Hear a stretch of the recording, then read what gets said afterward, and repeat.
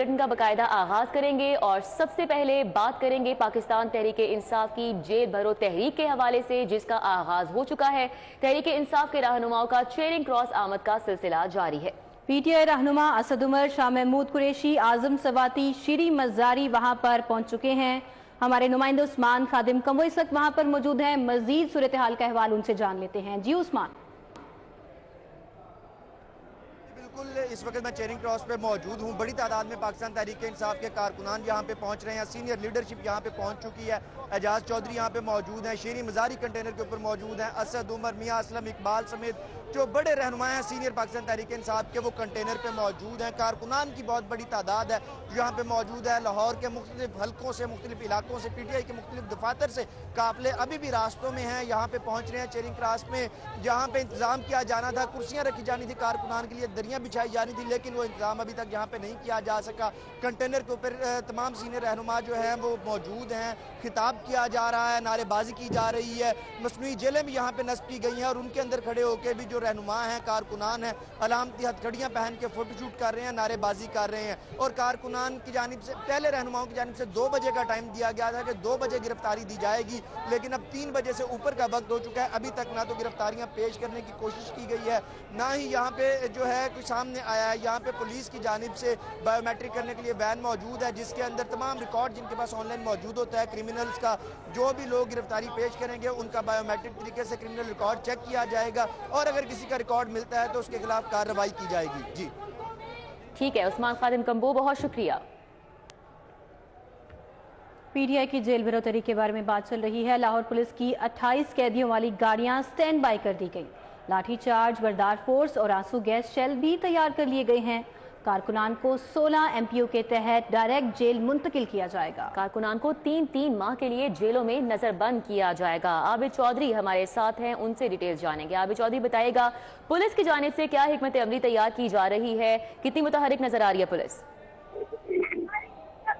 बिल्कुल, इस वक्त मार रोड चेयरिंग क्रॉस मौजूद हूँ, जो जहाँ पर पीटीआई की जेल भरो तहरीक के सिलसिले में पीटीआई कारकुनों और मकामी क़यादत की आमद का सिलसिला जारी है। लेकिन दूसरी जानिब लाहौर पुलिस की जानिब से भी तमाम तर इंतजाम मुकम्मल कर लिए गए हैं। पुलिस राय के मुताबिक बताया जा रहा है कि शहर भर में लाहौर पुलिस की 28 से ज्यादा कैदियों वाली गाड़ियां जो है वो स्टैंड बाय रखेगी। उसके साथ साथ लाहौर पुलिस की झंडा बरदार फोर्स, जिनमें एंटी राइट फोर्स जो है वो शामिल है, उनको आंसू गैस शेल भी फराहम कर दिए गए हैं। कारकुनों को 16 एमपीओ के तहत डायरेक्ट जेल में मुंतकिल किया जाएगा और 16 एमपीओ के तहत कारकुनों को 3-3 माह की नजरबंदी के अहकाम दिल्ली इंतजामिया की जानिब से हासिल किए जाएंगे। दूसरी जानब बात की जाए तो इस वक्त माह रोड पर चेयरिंग क्रॉस के अतराफ में, चारों तरफ में जो है वो प्रिजन वैन जो है वो स्टैंड बाय खड़ी की गई है। उसके साथ साथ सेफ सिटी अथॉरिटी की मोबाइल कमांड वैन जो है वो भी यहाँ पर मौजूद है और mobile command van live monitoring के साथ साथ अमन अमान खराब करने वालों की निशानदेही करेगी, जिसके लिए मोबाइल कमांड सेंटर का अमला भी माह रोड पर तैनात कर दिया गया है। मोबाइल कमांड सेंटर से माह रोड की बराह रास्त वाज़ेह सूरत जो मॉनिटरिंग की जाएगी और उसके बाद शनाख्त का अमल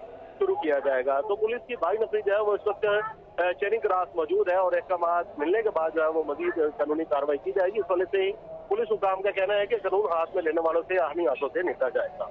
ठीक है आबिद चौधरी, हमारे साथ ही रहिएगा, बहुत शुक्रिया आपका, हमें अपडेट कर रहे थे। तो लाहौर पुलिस की 28 कैदियों वाली गाड़ियां स्टैंड बाय हैं इस वक्त। लाठीचार्ज, बरादर फोर्स और आंसू गैस शेल भी तैयार कर लिए गए हैं। कारकुनान को 16 एमपीओ के तहत डायरेक्ट जेल मुंतकिल किया जाएगा। कारकुनान को 3-3 माह के लिए जेलों में नजरबंद कर दिया जाएगा और नजरबंदी के अहकाम जिले इंतजामिया से हासिल किए जाएंगे, जबकि लाहौर की दोनों जेलों में तैयारियां मुकम्मल है इस वक्त और पीटीआई की आदत कारकुनान को अलहदा बैरिक्स में रखा जाएगा, ये भी कहा जा रहा है। हमारे साथ इरफान मलिक मौजूद है, मजीद उनसे बात कर लेते हैं। इरफान मलिक, बताइएगा, जेल भरो तहरीक के हवाले से गाड़ियां भी स्टैंड बाय पर मौजूद हैं, पुलिस भी मुतहरिक नजर आ रही है, साथ ही साथ जेलों में भी जो है वहां पर तैयारियां मुकम्मल की जा रही हैं।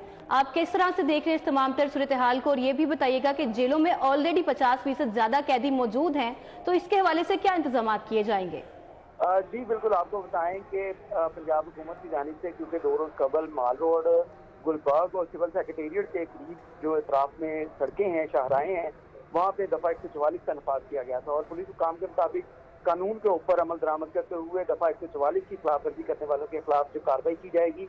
और इस हवाले से आपको बताएं कि पुलिस हुकाम का ये कहना था कि 16 एमपीओ के तहत जो है इनकी गिरफ्तारियां की जाएंगी और इन गिरफ्तारियों के लिए गिरफ्तारियां करने के बाद इनके नाम जिला इंतजामिया को दिए जाएंगे, जिसमें 3-3 माह के इनके नजरबंदी के डिटेंशन ऑर्डर हासिल किए जाएंगे और इस हवाले से आपको बताते चलें कि 28 गाड़ियां जो प्रिजन वैन हैं वो लाहौर पुलिस के हैंड ओवर हैं और इन तमाम जो गाड़ियों को स्टैंड बाय रखा गया है, जबकि एंटी राइट फोर्स जिसमें लाठी बरदार जो पुलिस फोर्स है और उसके साथ साथ आंसू गैस शेल जो है, टीयर शेल जिसको कहा जाता है, इनको भी स्टैंड बाय पर रखा गया है कि अगर किसी भी हंगामी सूरत के हाल के अंदर कानून के इम्प्लीमेंट करवाते हुए रोड जब क्लियर करवाना पड़े तो इसकी जरूरत पड़ेगी तो फौरी तौर पर पुलिस लाइन से ये तमाम इक्विपमेंट जिसमें गाड़ियां, प्रिजन वैन और उसके साथ साथ एंटी रॉयड की नफरी है उसको यहाँ पे डिप्लॉय कर दिया जाएगा। जबकि अभी आपको बताएं कि ये तमाम रास्ता जो है इसको बंद कर दिया गया है और यही बताया जा रहा है कि आइंदा चंद जो मिनट के बाद या कुछ देर के बाद ये ऑपरेशन स्टार्ट किया जाएगा और इसमें गिरफ्तारियों का अमल जो है वो उसको आगाज किया जाएगा। जी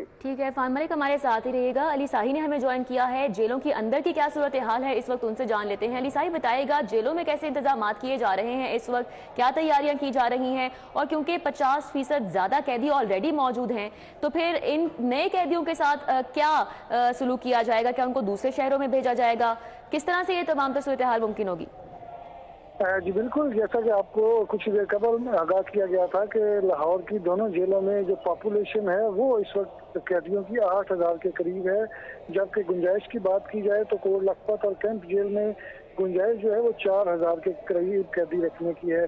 तो पहले ही ये ओवर क्राउडेड हैं, तो इस चीज़ को मद्देनजर रखते हुए जो पुरानी बैरक्स हैं अरसा दराज से बंद पड़ी थी उन बैरक्स की सफाइयों का अमल भी मुकम्मल कर लिया गया है, क्योंकि ये मतवक्के तौर पर पीटीआई की क़यादत की जानब से ये बड़ा सख्त इरादा शुरू किया गया था कि उन्होंने हर सूरत में गिरफ्तारियां देनी है और उन्होंने जेल भरो तहरीक का आगाज लाहौर से करना है। तो इसी चीज़ को मद्देनजर रखते हुए कैंप जेल और कोट लखपत जेल में जो पुरानी बैरक्स थी उनकी सफाइयां मुकम्मल करवा ली गई हैं। तकरीबन 400 से 500 बंदा जो है अगर गिरफ्तारियां अमल में लाई जाती हैं और जेलों में मुंतकिल किया जाता है तो वहाँ पे इतना एहतमाम फौरी तौर पर मौजूद होगा। अगर इससे बड़ी तादाद में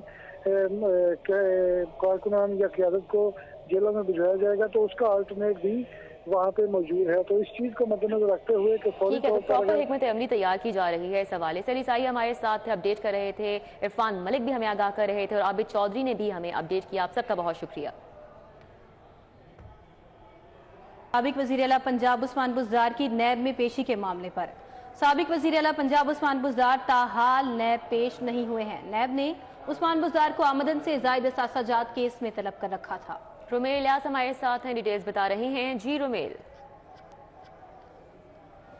जी बिल्कुल, साबिक वज़ीर आला पंजाब उस्मान बुज़दार को आज नैब लाहौर ने आमदन से ज़ायद असासाजात केस के सिलसिले में दिन 11 बजे तलब कर रखा था। आज उस्मान बुज़दार को आमदन और जो उनके असासाजात हैं उनकी तफसीलात के हमरा 11 बजे जो है वो नैब ऑफिस में पेश होना था, मगर वो ताहाल पेश नहीं हो सके हैं। 16 फरवरी को भी नैब की जानिब से जो है उनको तलबी का नोटिस भेजा गया था, 16 फरवरी को भी वो पेश ना हो सके हैं। अब जो है वो तीसरा नोटिस उनको कानून के मुताबिक भेजा जाएगा। अगर वो तीसरे नोटिस पर भी नैब में पेश नहीं होते हैं तो उनके खिलाफ जो है वो कानूनी कार्रवाई का जो आगाज है वो कर दिया जाएगा। यहाँ मैं आपको बताऊं कि उस्मान बुज़दार ने असासाजात से आमदन के हवाले से जो केस है उस पर एहतसाब अदालत से जो है वो 27 फरवरी तक जो है वो अपनी अबूरी जमानत करवा रखी है। अब नैब हकाम जो है वो आइंदा जो लायामल है वो तैयार करेंगे, कानून के मुताबिक जो है वो देखा जाएगा। कानूनी तौर पर तीसरा नोटिस जो है वो उनको भेजा जाएगा। 2 नोटिस भेजने के बावजूद जो है वो ताहाल पेश नहीं हो सके हैं। अब तीसरा नोटिस उनको भेजा जाएगा। अगर वो तीसरे नोटिस पर भी पेश नहीं होंगे तो उनके खिलाफ जो है वो यकतरफा कार्रवाई भी की जा सकती है, उनके खिलाफ मुकदमा भी दर्ज होगा। नैब हुकाम का अब ये कहना है कि तमाम जो कानूनी पहलू हैं वो देखे जाएंगे। तीसरा नोटिस आपका बहुत शुक्रिया। एंटी करप्शन के अहम रीजन के डायरेक्टर की अपनी तैनाती गैर कानूनी होने का इंकशाफ। डायरेक्टर डीजी खान सैयद अहमद हबीब इरफानी 5.5 माह डीजी की मंजूरी के बगैर ही तैनात रहा।